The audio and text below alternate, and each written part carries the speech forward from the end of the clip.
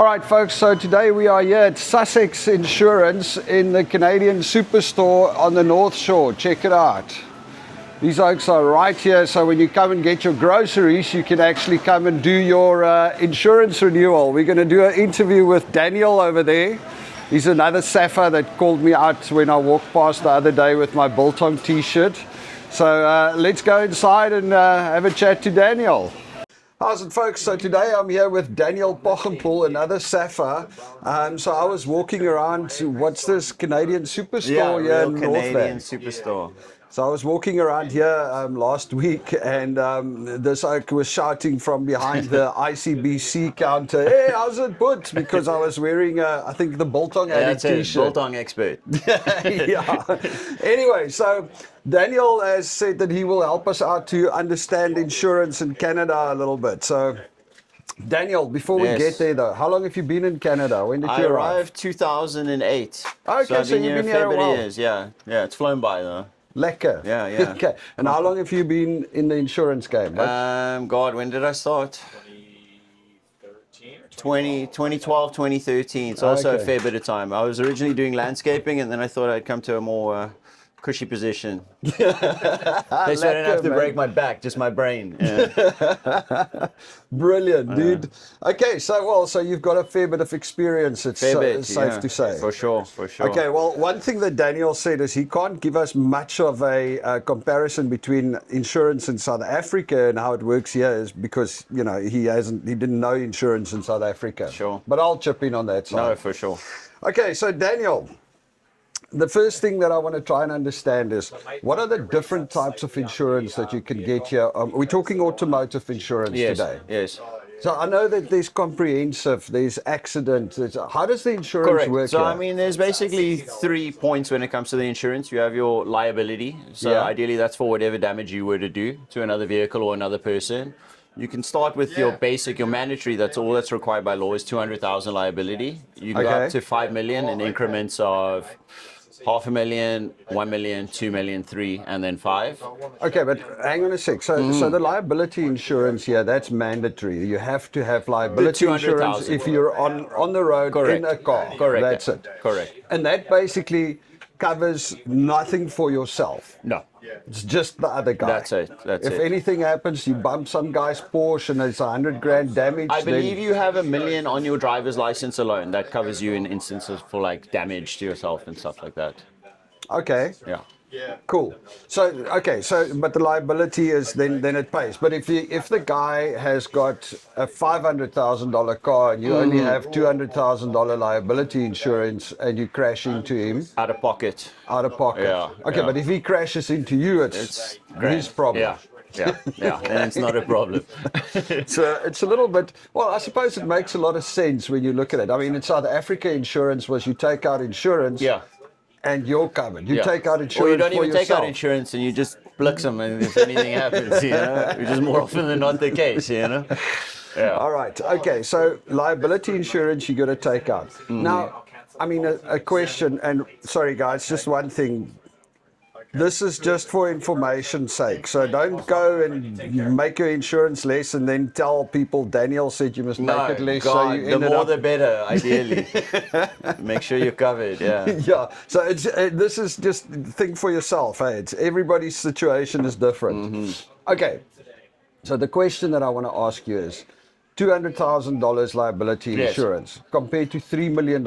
I mean, who the hell's ever going to claim $3 million liability? I mean, look here, it's always in a crazy situation. You knock out a power line, you do a line of businesses out of work for the day. You know what I mean? So you would have to pay that in that instance. And I mean, the way ICBC is structured now, your liability is ultimately the cheapest thing about your insurance. You know, so you're not looking at a crazy difference. You're probably going up in increments. This is just ballpark of about maybe $30 a year per million, you know, so it's not very expensive. Okay, so if you take 200,000 basic liability compared to 3 million, you probably get out of pocket. I mean, I would honestly do the maximum liability. You know, the car is replaceable. Yeah.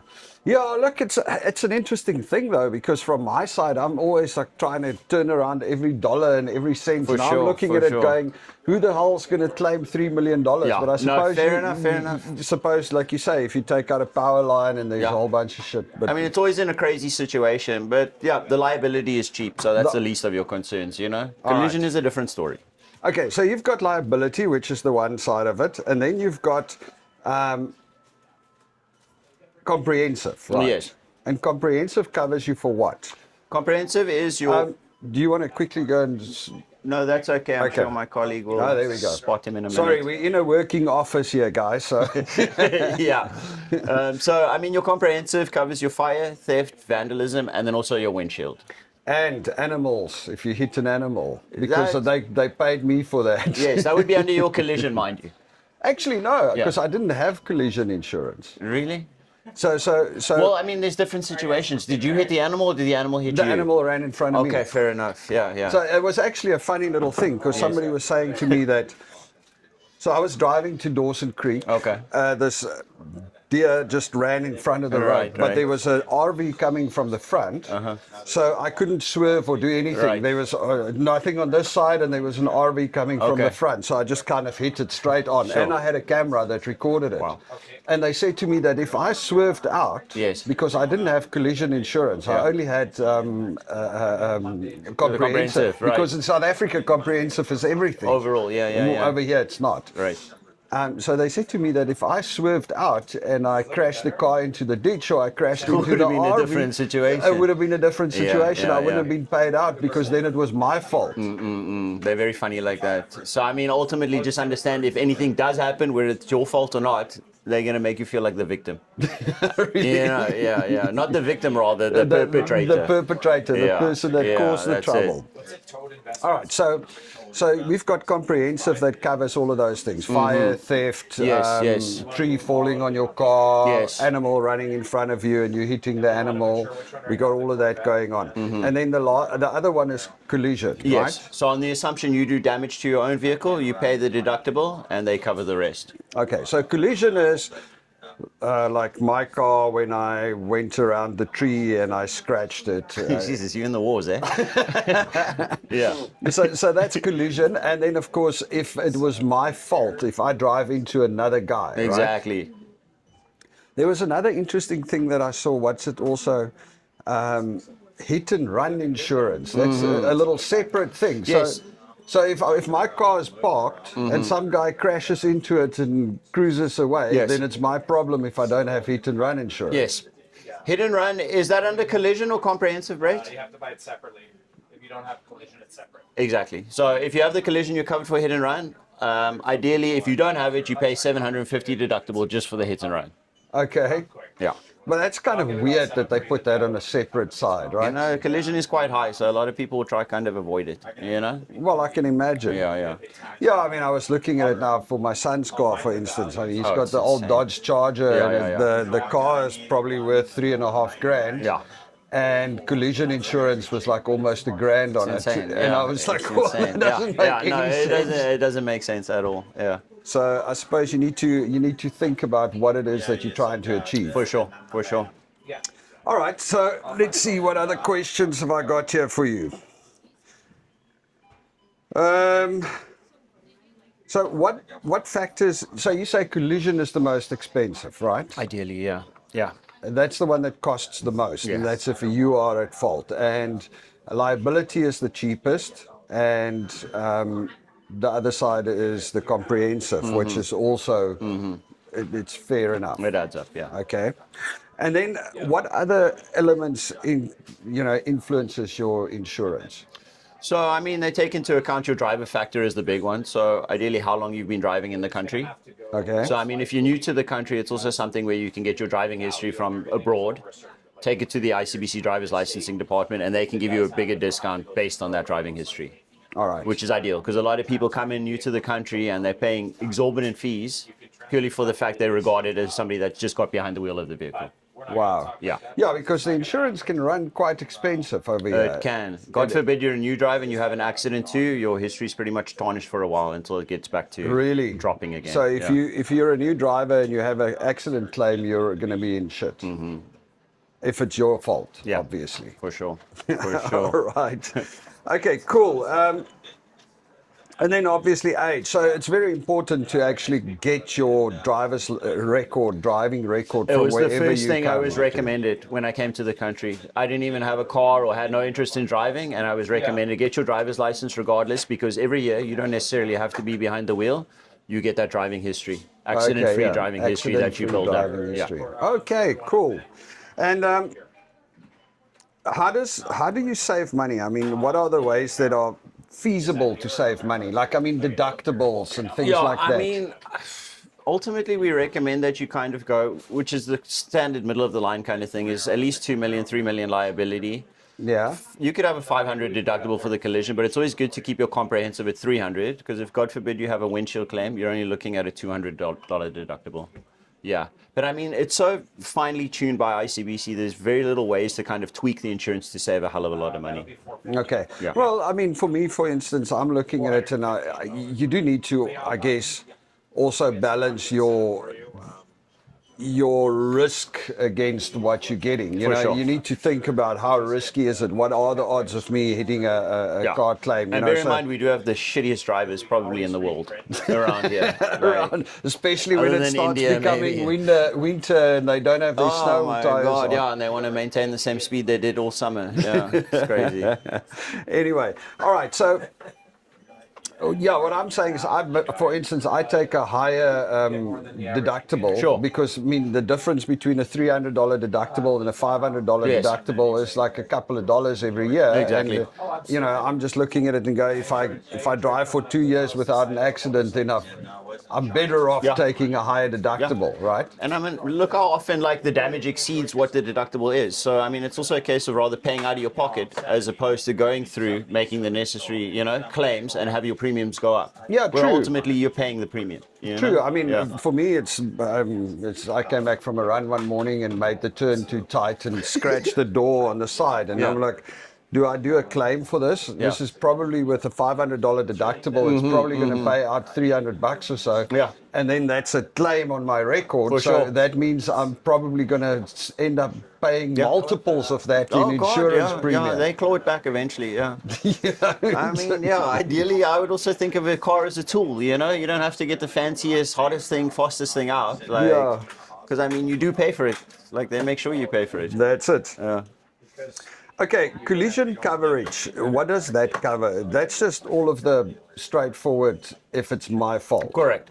So if I drive into anything, if I drive into anybody, Yeah. but it only covers Your vehicle. my vehicle. Your vehicle. So in other words, my collision coverage it's got nothing to do with the other guy's vehicle. It's got nothing to do with Purely your anything vehicle. else. It's my car. Correct.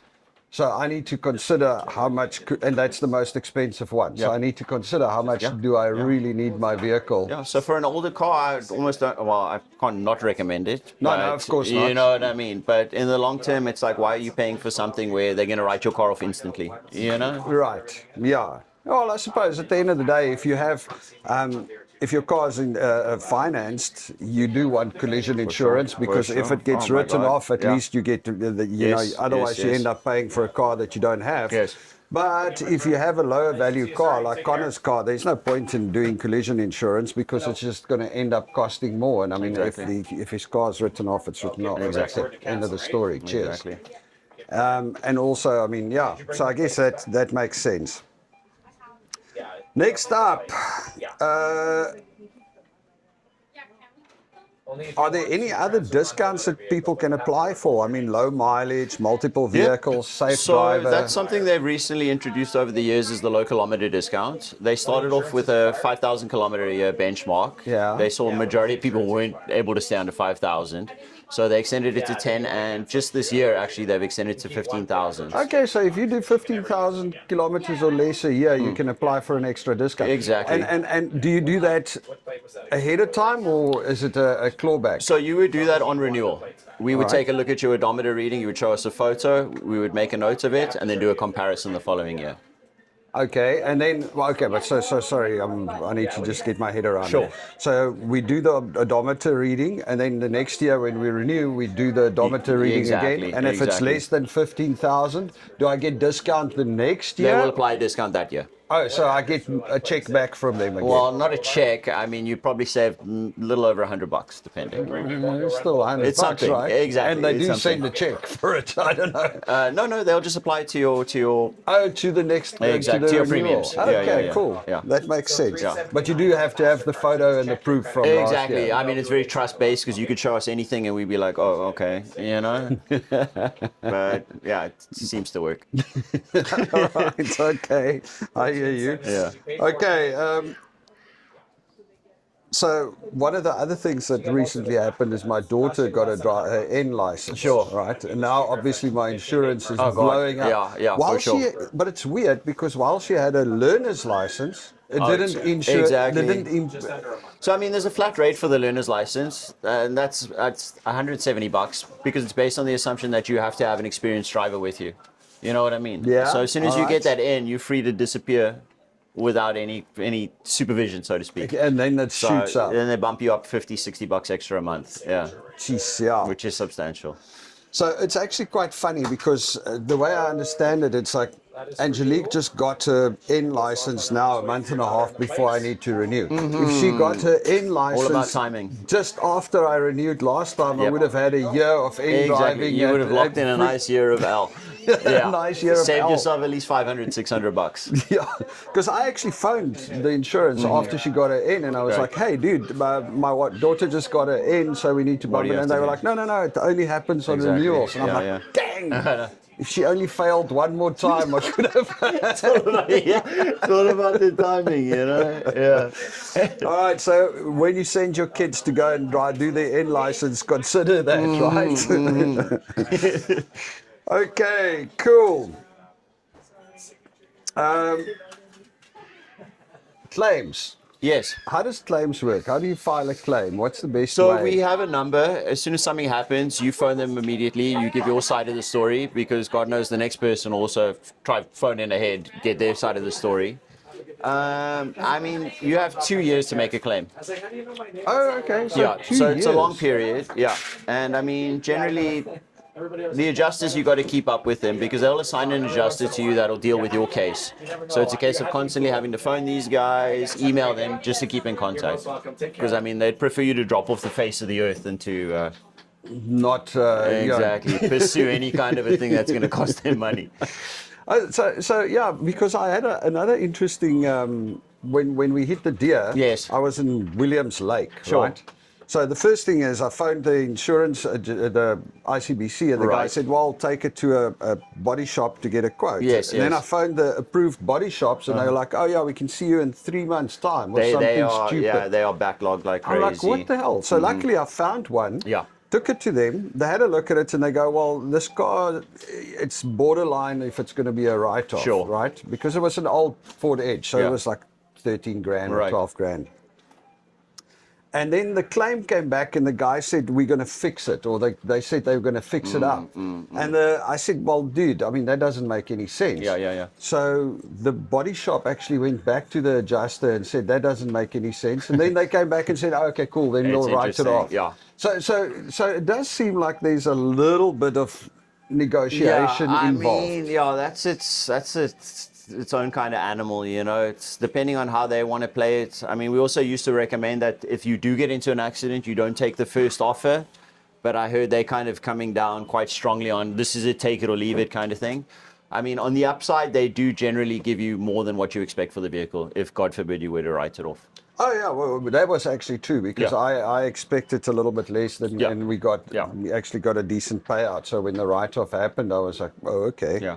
But yeah, it was they did do that. I mean, there was a situation where they came back and they said, hey, we're going to repair the vehicle, and I said that doesn't make any sense. And then the panel beater, the body shop went back and said no, doesn't make sense. And then the guy said, okay, well fine, let's just write it off. And it's funny, on the flip side of that too, you will have a situation where somebody will get a minor dent and they'll say, no, we're going to get rid of it. You know what I mean? And it's just like, well, That's stupid. like, yeah, it's like, what the hell are you talking about? Like, it's nothing, you know? No, we'll scrap it. Okay, so what do new arrivals often get wrong or misunderstand about the ICBC insurance?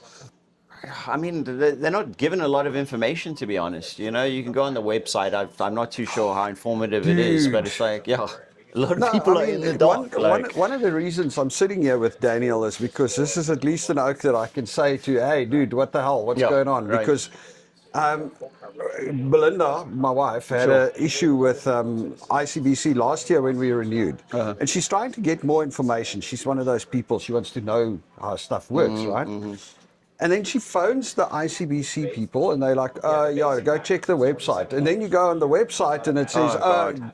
phone your broker. Yeah, yeah, they love it. They love it. Yeah. And there's just this little loop and nobody actually tells you exactly what's going on. Yeah. So, yeah, there's definitely a little bit of Yeah. information gap around that, right? Yeah, I mean, I'll be honest with you. A lot of brokers, like, they want to do the least. You know what I mean? They're not particularly interested in saving you money or giving you information. It's just kind of, okay, what do you want to do? Same thing. Sounds good. You know? Yeah, Get it yeah. out of the way. But it's like, I don't know. Yeah, I think that's an important thing. You know, whoever you find as a broker, find somebody that's actually interested in helping you out and actually giving you advice, because we found that with a lot of the guys. Yeah. I mean, and I suppose They couldn't be bothered. Like, yeah, I suppose it's also part of the whole ICBC thing, because everybody is doing the exact same thing. So there's no people don't really have much of a need to try and do better. well, this is the scary thing, because I mean, ultimately, by the looks of it, ICBC wants to migrate everything online. You know, purely for the fact people aren't like too bothered about what's going on and costs, so they'll just same thing. You know, Wow. convenience is Yeah, I guess so, right? Okay, we've got that one. Okay, perfect. That is all. How long does it take to build a good driving record? I mean, how do, I mean, years on earth, right? Like, as long as you don't screw up, ideally it should go down every year. I mean, there's no hard and fast rule of actually how much, because I mean, they tend to increase, you know, almost every year too. It was interesting because when I first came to the country, I remember a couple of years to where the premium decreased. It blew my mind. I thought, my God, where do you ever go where the prices get cheaper? Yeah. I mean, that's a thing of the past, I think, now. They used to give reasoning as to why the premiums were going up. Now it's just like, okay, it's going up. Like, well, it was interesting because we arrived in 2021 and I signed up, got the insurance and everything, and then, like, I don't know, 2 months later, I got a check in the they mail. love to do that. Yeah, They it sent keeps me you in some their money, good books, you know? And then a couple of months later, I got another. I think I got 3 checks over the next year. Yeah, It's you got one for every vehicle, I would imagine. No, we only had one vehicle, but it's because when I passed my license, my Yeah. local license, I got a check back. And then when my wife passed the local license, we got another check. So it was very weird. Oh, you know what they probably did? It was probably taking into account your South African driver history. Yeah. Yeah. So, yeah, that was actually very, very weird. Yeah, so, I mean, it's not like there's so many options. Now, one other thing that I wanted to ask you is, we all know that there's an ICBC insurance, but then there's a bunch of other, like, is there private insurance? Yeah, there is. Is it worth looking at that? What does it do? Look, there's a lot of these smaller companies that come up. They don't tend to stick around too long. They offer a slightly reduced price, you know, and sometimes you battle to get claims through with them. Depending on the auto body shop, they might not be interested. I mean, we used to offer a smaller company. They since disappeared, but now we've got a new one which looks pretty promising.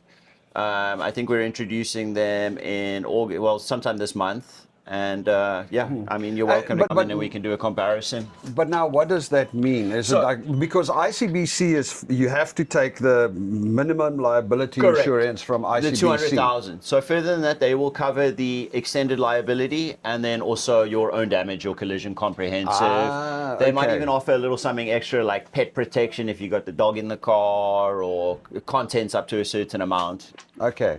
But I mean, at the end of the day, you got to consider the fact that ICBC isn't going anywhere ever. Hopefully not, otherwise I'd be without a job. But yeah, no, I mean, they've pretty much got a stranglehold on everything. Yeah, they just used to do the driver's licensing, and since then they've expanded into the insurance, you know, and they're pretty much involved with the road. Okay, so another question, Daniel, that I don't. If I'm registered, I've got my ICBC full insurance, whatever, and I drive across the border and I crash the car in the US or whatever. You're covered. Okay, so I'm covered. Canada, North America, it doesn't extend to Mexico for obvious reasons, but I mean, also if you're going to the States, for whatever reason, we generally also recommend you increase your liability because God knows that Canadian dollar doesn't do the same as the US dollar. Not on the same level, no. Yeah. All right. One last thing that I want to touch on. So business insurance. Yes. Because my car's got business insurance Okay. because I bought it in the business name. Okay. When do you need to have business insurance? Sure. And when do you need to, when are So, you I good mean, with? are we talking about the tire business? No. This was just my publishing Okay, business. no, So fair I enough, yeah. drive around Sure. and I deliver books So, and I go yeah. see people So and that's things absolutely like that. correct. So I mean, we have different rate classes based on what you do with the vehicle. The main ones being you're either above 15 kilometers to work, less than 15 kilometers one way, pleasure use, business, which you have on the assumption you're going to see different clients during the day. And there's also something called artisan use. So that's for carpenters, tradesmen carrying tools. Oh, that's what I will do for the mobile. Exactly, that's what I was going to mention. So it doesn't necessarily cover your tools or your contents, it covers you for the fact that you're having tools and contents. Okay. All right. Yeah, Oh, so more of a risk it doesn't potentially. cover your stuff inside, my but it God, no. covers the fact that you are driving around Yeah, with and stuff it might be inside. more desirable for some scallops or whatever.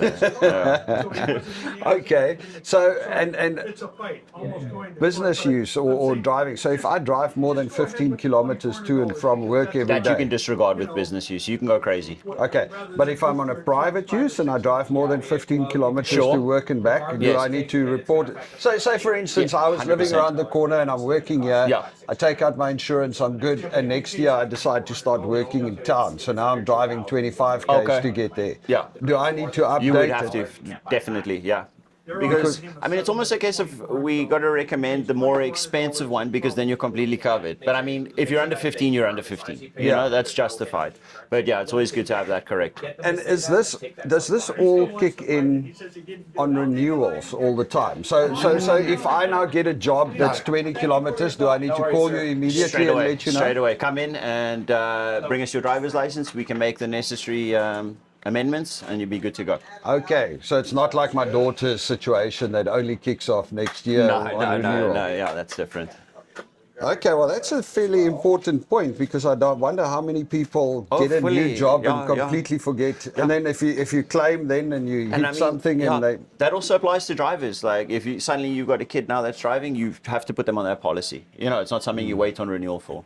Oh, there's something else that I saw that's also I think super important. Maybe you can confirm. Sure. So if, like my son, Connor, he's not on my car driver's license because he's got his own car, right? Good. So he's not on my driver's license. Yeah. Or on my your insurance.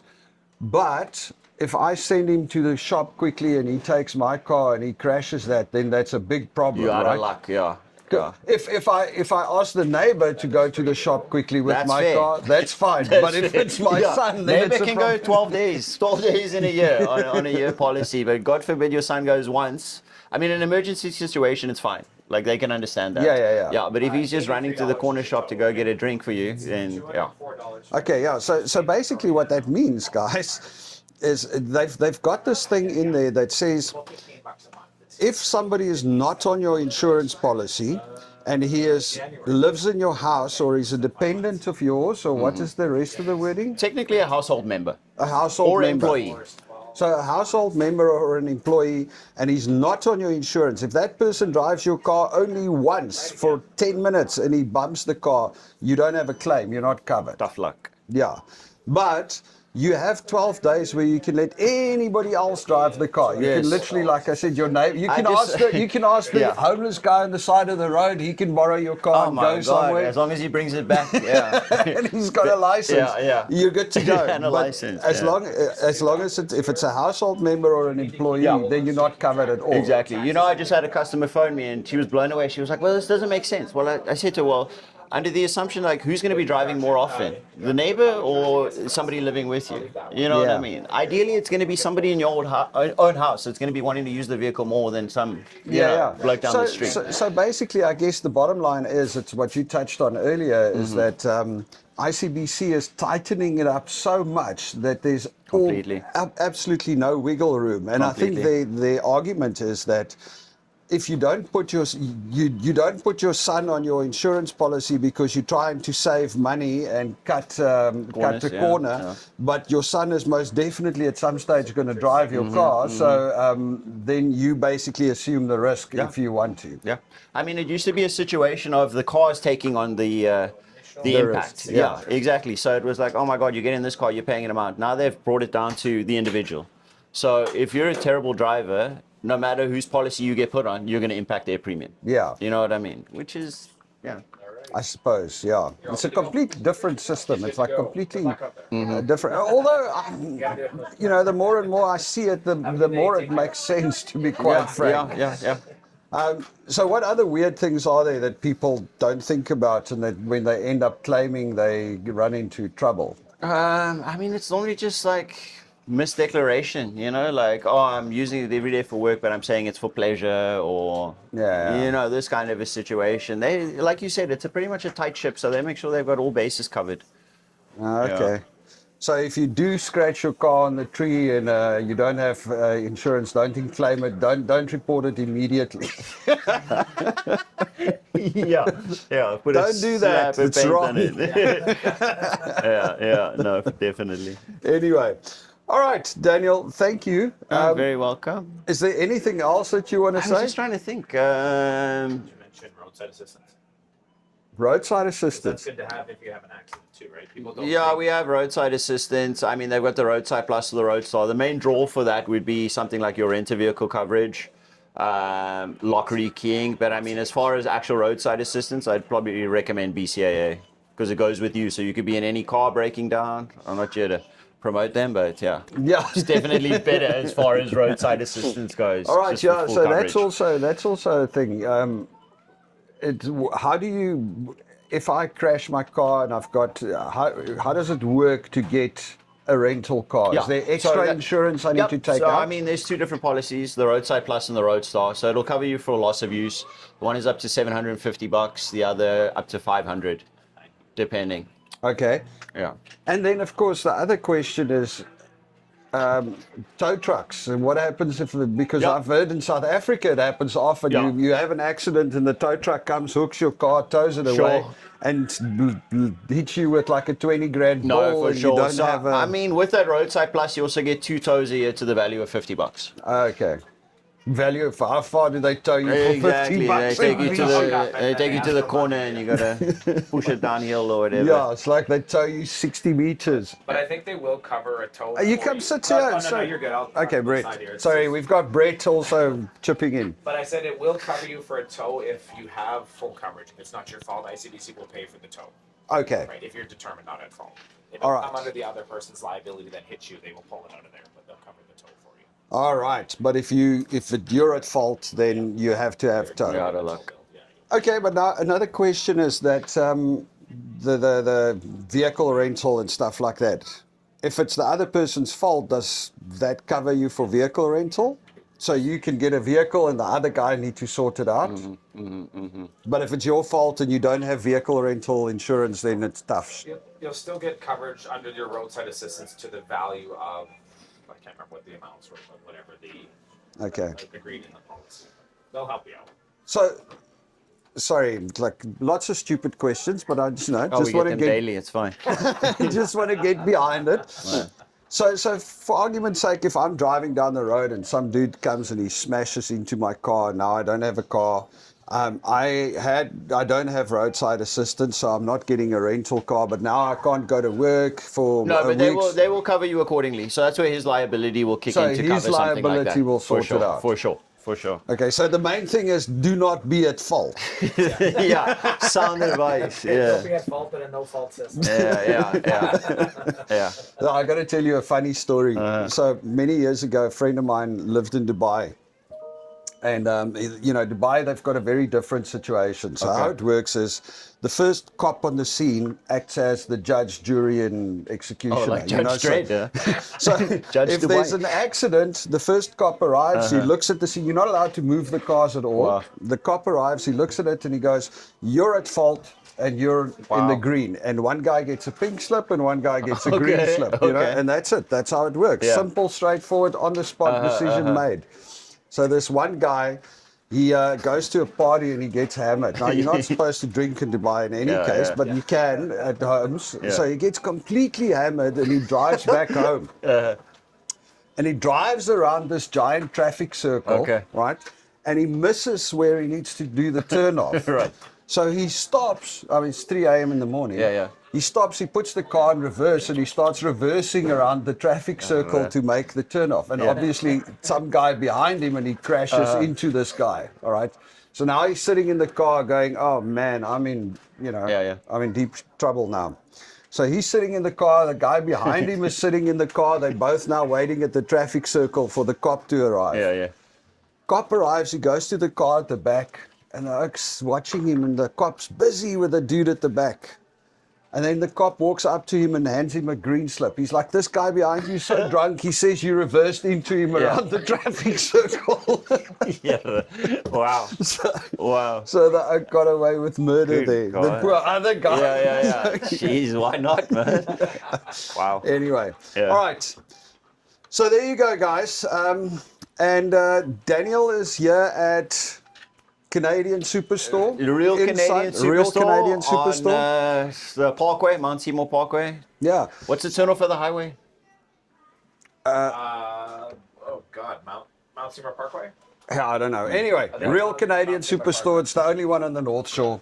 Exactly. So you can swing in here and do your renewals with Daniel. He will go through your policy and check it out for you and make sure that it's lekker. Especially if you have one of those, currently deal with one of those phone agents that just goes, do you just want to renew? Come and see Daniel. They're going to work it out for you. Daniel and Brett. All right, folks, you all have a good one. Cheers. See you.